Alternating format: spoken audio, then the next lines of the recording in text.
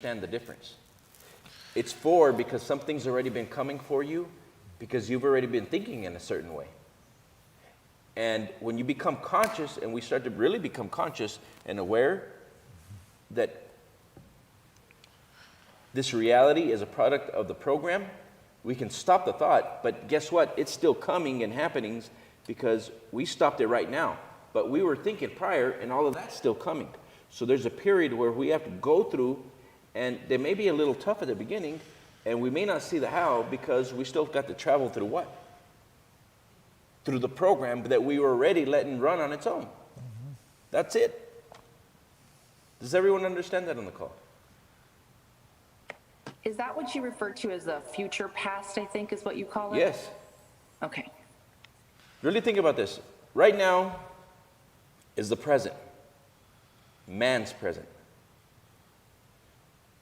Right now, the future is being made with your own thoughts. So right now is the future past. What you're thinking right now is working its way in from the future, and then you walk into it, but that's already the past. So there's a time period where you've got to go through circumstances, and you go through things that don't look like it's possible because you still have to walk through that time period, that lapse of the old program thinking and the old control. Yeah. Well, if you really think about it, if you want to really break it down, is whatever I'm talking about, I'm sure everybody hears there's one time and it's now. And a lot of people have these different ideas, but when we're talking about non-physical world. Now is a non-physical world that when you created something in your mind, you see it in a present of your physical world, which is what? Which is your past. Because you live in, if I want to say it, you live in non-physical world and you just experience here, basically. So what your body is going through in the physical world is the experiences you already created. That's what he's saying. This is very depth conversation that we discussed in Business Matrix more. Yep. If you take this hourglass here, time is always running. And if we look here, this is what we see. We see the outcomes, and this is the now for us. And then we can see it in the past. But as you're thinking, thoughts are unseen. The thoughts, you cannot see the thought. But you see the expressions of the thoughts in the physical world. So as you're thinking, we have new thoughts that are coming. They're coming, they're coming, they're coming, they're coming. And then you see them in your reality. And you think that just happened. No. You were playing with all these ideas, and you were planting all these seeds, but it takes their time to come through in their order, in the natural order of the physical world. Yeah. What we're experiencing right now are the seedlings of the past. What we think right now are new seeds that are coming to meet us in the future, to the time allotted. This is why, if we get a better understanding of this, I guess there was an old saying, walking through the valley of the shadow of death. As you change the order of your model and you change the way you think, you still got to walk through the shadows of what? The old ideas, the old programming. There's been a major time lapse because I've been working on many different programs and rewriting a new order. How many different things have to change in the physical world just to bring your idea into form? Think about that. Plenty. There's universal intelligence, math behind it. Everything out there has to rearrange itself, and things need to start coming into place so that you can make that phone call or meet that person or them meet you or the people that need to be attracted in your life for them to come into place. Yeah, to fulfill your desire. To fulfill the desire of the vision. But what happens if you hold the vision and then you don't hold the vision? You hold the vision and then you look at the circumstances and you stop the vision. Guess what you're doing up here? the world's in chaos. It's like, well, he wants this, and then he doesn't want that, and then he says he wants this, and he wants to go back to the old order. My God, just make up your mind, man. Yeah. Make up your mind, man.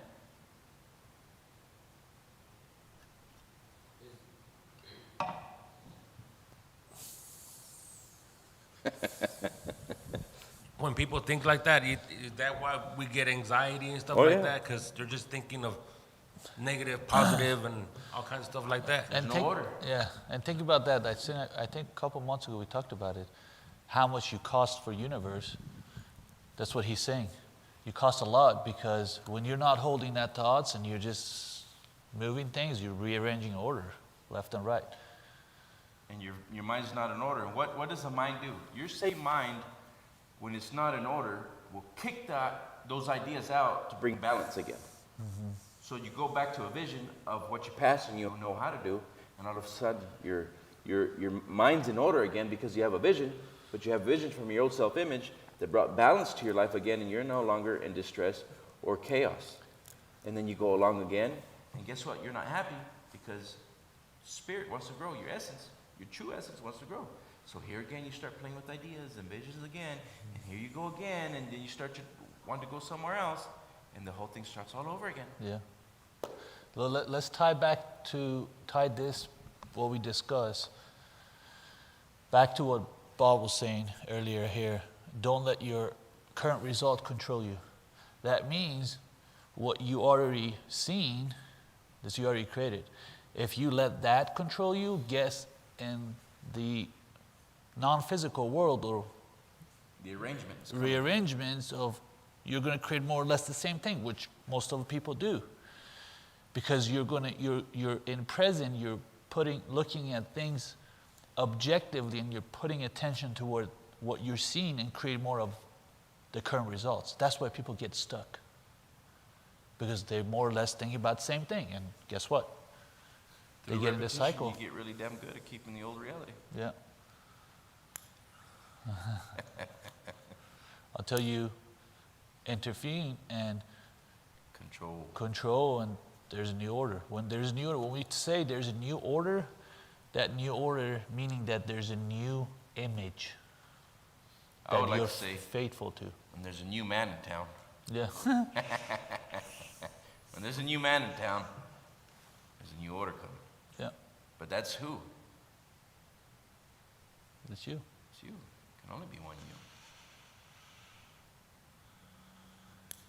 Build and practice the things you do want. What we just talked about right there, the don't let present thoughts control you, and then I wrote down build and practice the things you do want. So the action step to getting there. Yeah. You know what I mean?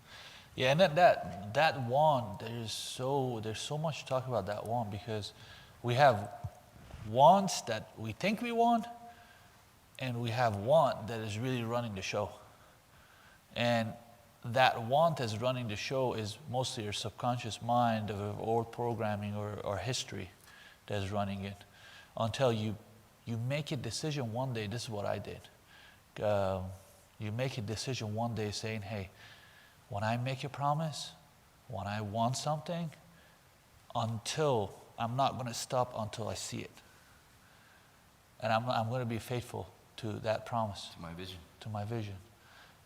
And a couple of days ago, something happened, and that individual said, hey, you have the money. Why don't you start paying for this thing more, other than what we agreed on? I said, I promised myself, when I made the commitment to something, somewhere, I'm not going to cross that promise. I'm going to be faithful to what I promised. It wasn't about the money. So if you start really become faithful to that vision, to that promise you made to yourself, and not negotiate and not want less, guess what? Your automatic is going to be, whether I'm going to bring it to this or there's no other option. Burn the boats. Yeah. And then that becomes your new home. That will become your way of thinking. And imagine if you really start thinking about, What is it that you want to not settle for less? What does your word look like? How determined you are. Determined thought becomes your new reality from which you view the world. Takeaways?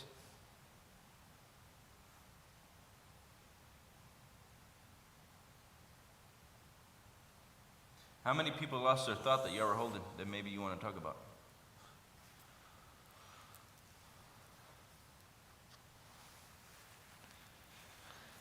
I went back and some of you may have not taken notes and you had an idea, but it's gone now.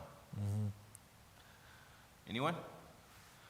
We're going back and forth on long-term memory and short-term memory.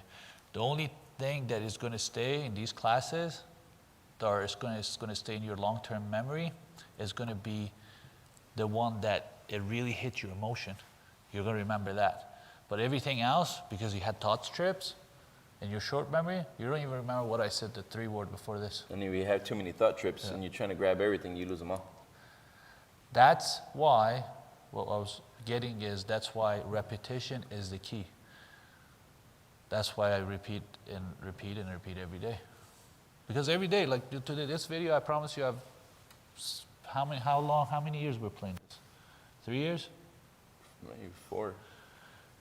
This particular video, every time I sit, I pick up something new. Why? Bob is not saying something different. Your imagination is growing. Yeah. Let's look at the point. I think this was a really good point when Bob was saying, and he's talking about the imagination, and all you have to do is think, and the thoughts become things, right? How many people would say, oh, that's hogwash, that's not true, I think things all the time, nothing happens, you know, thoughts, whatever. Well, think about every individual that says the thought that does not have power. Who created their whole life in the beginning? Who made all those choices and decisions that moved them into the reality that they're living at right now? Did their thoughts not become things? Yeah. Well, the thing is that individual doesn't know that they're in charge. Right. You know? And they haven't been. Yeah. Because they haven't learned to control the thought. They haven't learned to control the flow. So Bob said, he said, you've got to learn to control the flow. And you've got to learn to create a vision and hold the vision in your mind and work towards your vision. Now, the individuals that do not believe this and don't understand it, they're used to not thinking. They're used to not, and true thinking is focused vision, controlled state of vision, controlled imagination. They're not used to holding the focus and the will for a longer period of time. And so they never see the reality move into form. Yeah. Because again, they bounce back. Want it, don't want it. Want it, don't want it. Want it, don't want it. Can't do it. Can't do it. So they stay on that state. Yeah. And which one rules the world? On the average individual, which state is ruling their mind? Because they're not aware. The pre-program. Yeah. They're automatic. If we go back and think of every experience that you've had, from the day into the past, you will realize that every thought you had, and every step that you took, you were following your beliefs. So powerful, so misunderstood. Every time your foot landed and was moving in a direction, the truest of it all was that you were following the belief. Your foot was following your beliefs. Before you spoke, I hear you. As you walk, you trusted in your own beliefs. And that has taken you exactly where you're at, in the very place you're at today.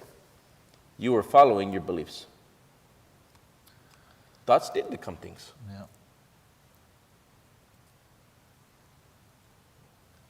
You didn't know that you could look higher. You're looking down. You know you could look up and followed a whole new vision and believed in that, and that would have taken you into a completely new place. Yeah. So now, moving forward, you need to think when you get up in the morning. When I wake up, I get up. Yeah. I created a wonderful day. I texted to an individual that I coach him, and I said, create a wonderful day or create a good day, great day. I put it on my social media, on Instagram and Facebook. And that individual said, oh, I never thought about it. That's a good saying. I said, well, yeah, but start to really think about it because you didn't know you were in charge. Now that you know you're in charge and you say, I create a good day, now is just go back to the repetition. When you start repeating that and start impressing that idea into your subconscious mind, start impressing that image. That image is your image. Whatever you think that the wonderful day looks like, and you start impressing that idea, what happens is through repetition, you're going to start seeing the days. Before you speak, I hear you. Before you walk into the day, you already created. Let's think that way.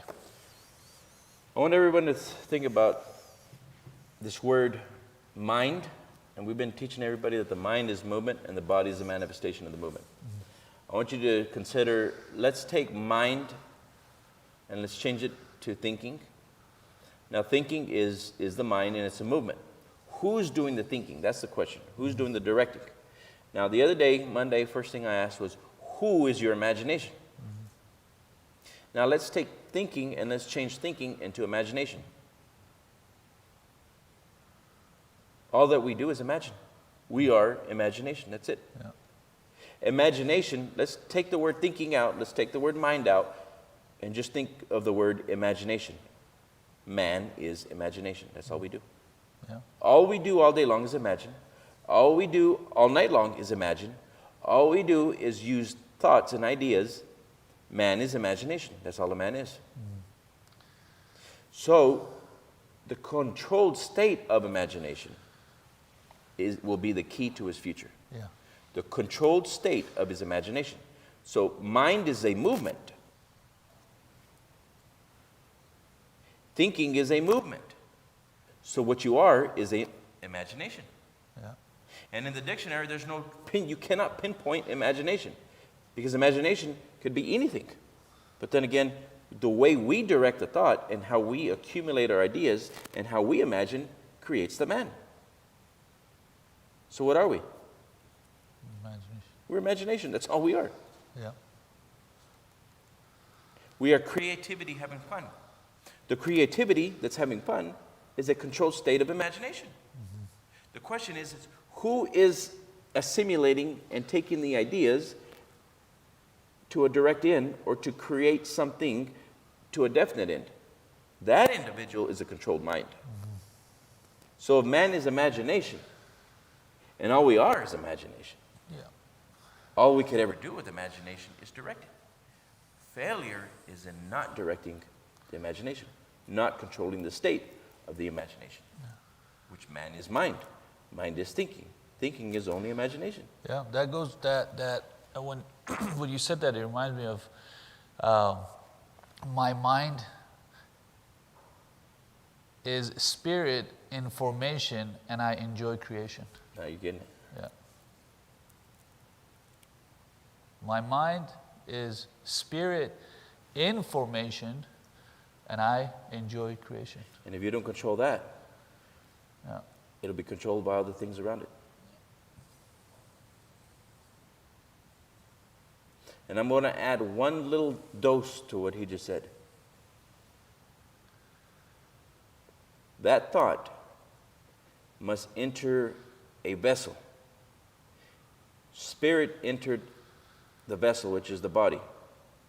The body controls three-dimensional world. Mm-hmm. It's the machine. You could say it's a time-traveling machine. When the vision of your desire can enter the machine, which is the body, all of a sudden, it starts to warp the field. Spirit cannot experience itself without a physical body. We understand this, don't we? Mm-hmm. Therefore, your vision cannot experience reality without a body. The vision must enter the 3D world. That means enter the body. When it enters the body, now it's in the control room. If you allow the vision to stay in the control room, which is your body, and you allow that new vision of vibration to take the vibration, it's going to rearrange a new order. Why? Because it needs a vehicle. Always. Always. This cup, for it to transfer just from a thought into a form, it needed a vehicle. The vehicle was the shape, the things, the collapsing of the wave, the particles coming together. Therefore, it has form. For your vision to come into reality, it needs a vehicle. It needs you.